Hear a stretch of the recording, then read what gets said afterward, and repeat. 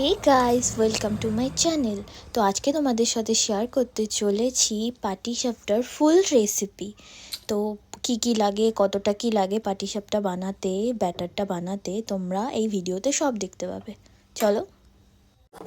First পাটালি গুড় নিয়ে এটাকে হালকা গরম দুধে মিশিয়ে নেব।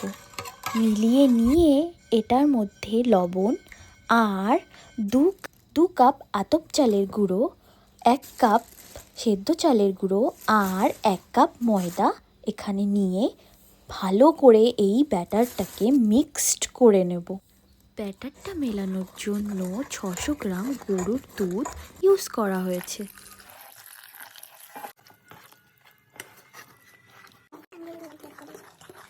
ব্যাটারটাকে ভালো করে মিক্সড করে নিয়ে একদম এই রকম স্মুথ হয়ে যাবে যখন, ব্যাস রেডি আমাদের ব্যাটার।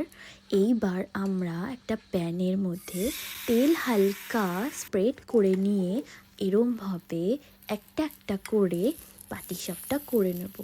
আর এত টেস্টি হয় না এটা খেতে, তোমরা একবার বানিয়ে নিজেরা খেয়ে দেখো। আর শীতের খুব ভালো মজা নিও।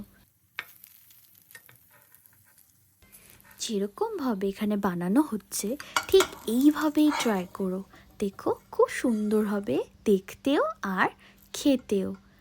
ব্যাস কমপ্লিট। ভিডিওটা কেমন লাগলো আমাকে জানাতে ভুলবে না, আর লাইক কমেন্ট শেয়ার করে দেবে, সাবস্ক্রাইবও করে দেবে। Thank you for watching. Tata, good day.